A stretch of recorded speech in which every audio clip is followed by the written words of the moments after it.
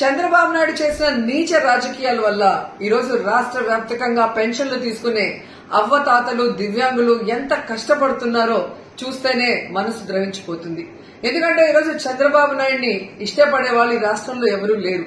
కేవలం అవ్వాతాతలంతా కూడా జగనన్న పరిపాలనలో పెన్షన్లు టెన్షన్ గా పొద్దున 5 గంటలకే ఇంటికి చేరుస్తుంటే నా బిడ్డ బాగుండాలి అని వాళ్ళు ఇచ్చిన దీవెనను చూసి కక్షగట్టి తన యొక్క ఫాలోయర్స్ ఎవరైతే ఉన్నారో తొత్తులు నిమ్మగడ్డ రమేష్ అచ్చెన్నాయుడుతో ఎలక్షన్ కమిషన్ కి ఈరోజు వాలంటీర్ల మీద కంప్లైంట్ చేయించి ఆ వాలంటీర్ వ్యవస్థ పెన్షన్లు ఇవ్వకూడదని చెప్పి ఈరోజు బ్యాంకుల్లో వేయమని ఎలక్షన్ కమిషన్ చెప్పే పరిస్థితి తీసుకొచ్చారు.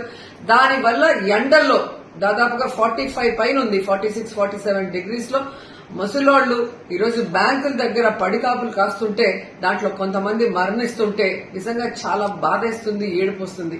కానీ చంద్రబాబు నాయుడికి మనసు అనేది లేదు. ఎంతటి రాజకీయాన్ని నీచంగా అయినా చేయగలడు, ఎంత కుటిలంగా అయినా చేయగలడని తనకి పిల్లనిచ్చిన మామని వెన్నుపోటు పొడిచినప్పుడే మనకు అర్థమైంది.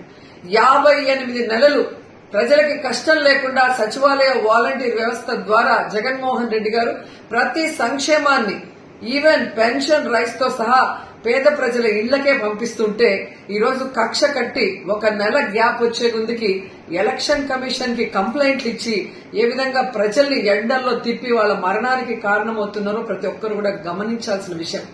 ఈరోజు చంద్రబాబు నాయుడిని సూటిగా అడుగుతున్నాను, పెన్షన్లు తీసుకునే వయసు, నీ వయసున్న అవ్వతాతల్ని ఇలా ఇబ్బంది పెట్టడం నీకు భావ్యమేనా?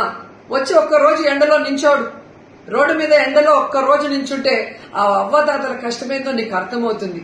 కేవలం అధికార దాహంతో ఈ విధంగా ముసలాళ్లని దివ్యాంగుల్ని ఇబ్బంది పెట్టడం నీకు సబబేనని అడుగుతున్నా.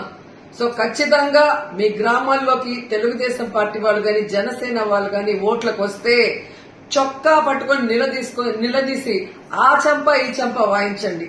రాబోయే ఎన్నికలు మే 13 జరిగే ఎన్నికల్లో మిమ్మల్ని ఇంత ఇబ్బంది పెట్టినా ఆ చంద్రబాబు నాయుడిని, ఆ బీజేపీని, ఆ యొక్క జనసేనని తరిమి కొట్టండి అని కూడా ప్రతి ఒక్కరిని కూడా కోరుకుంటున్నాను.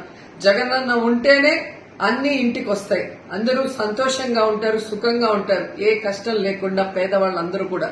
కానీ చంద్రబాబు నాయుడు అనేవాడు ఇంకా రాకముందే నెల రోజు ఎలక్షన్ కమిషన్ లో చేతిలోకి ప్రభుత్వం పోగానే ఎలా బిహేవ్ చేస్తున్నాడు, తన తొత్తుల్ని పెట్టి కంప్లైంట్ ఇచ్చనేది ప్రతి ఒక్కరు కూడా గుర్తుపెట్టుకోవాలని తెలియజేసుకుంటున్నాను.